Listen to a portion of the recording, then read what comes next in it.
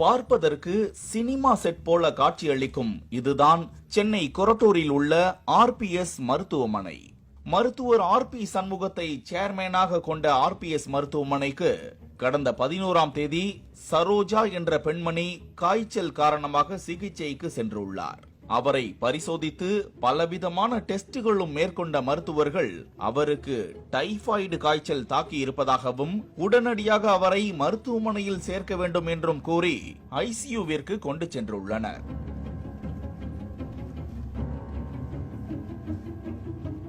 முன்பணமாக 15,000 ரூபாயை கட்ட கோரியுள்ளனர். அதன்படி சரோஜாவின் உறவினர் பணம் செலுத்தியுள்ளார். 6 மணி நேரம் மட்டுமே ICUவில் இருந்த அந்த பெண் பின்னர் சாதாரண வார்டுக்கு மாற்றப்பட்டுள்ளார். இன்னும் காய்ச்சல் சீராகவில்லை என்று கூறி மொத்தம் 3 தினங்கள் சிகிச்சை அளித்த நிலையில் அந்த பெண்மணி தனக்கு உடல் நலமாகிவிட்டது என கூறியதால் வேறு வழி இல்லாமல் டிஸ்சார்ஜ் செய்ய ஒப்புக்கொண்டுள்ளனர். அப்போது இதுவரை மொத்தம் 64,713 ரூபாய் கட்டணம் என்று கூறியுள்ளனர். கையில் கொடுக்கப்பட்ட பில்லை பார்த்து மிரண்டு போயுள்ளனர் சரோஜாவின் உறவினர்கள். 100 ரூபாய் பதிவு கட்டணத்துடன் தொடங்கிய அந்த பில்லில் சிகிச்சையில் இருந்தவரை டிஸ்சார்ஜுக்கு முன்பாக சென்று சுற்றி பார்த்த 3 டாக்டர்களுக்கு மட்டும் மொத்தம் 9,000 ரூபாய் கட்டணம் என்று குறிப்பிட்டிருந்தனர்.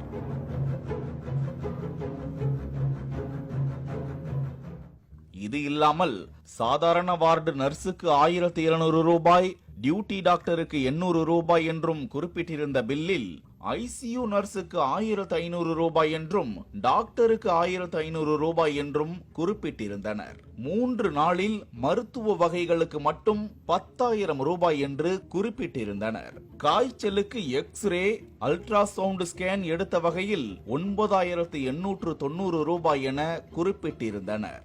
ICUவில் வென்டிலேட்டர், ஆக்சிஜன், கார்டியாக் மானிட்டர் போன்றவற்றிற்கு 18,400 ரூபாய் என பில்லில் குறிப்பிட்டிருந்தனர். மொத்தமாக வந்த 64,713 ரூபாயில் முன்பணம் 15,000 ரூபாயை கழித்தது போக மீதமுள்ள 49,713 ரூபாயை கேஷாக கொடுக்கிறீங்களா இல்ல கார்டுல செலுத்துறீங்களா என மருத்துவ நிர்வாகம் கேட்க, இந்த கட்டண கொள்ளை குறித்து போலீஸ்ல புகார் தான் கொடுக்க போறோம்னு சொன்னதும் கட்டணத்தில் கால் பகுதியை குறைத்துள்ளது இந்த பகல் கொள்ளை மருத்துவமனை நிர்வாகம்.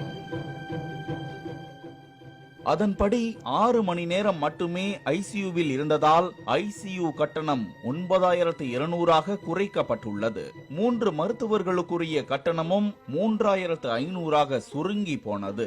மற்றும் மொத்த கட்டணத்தில் மருத்துவமனை சேர்மனான மருத்துவர் சண்முகம் 7,000 ரூபாய் தள்ளுபடி வழங்கியிருக்கிறார்.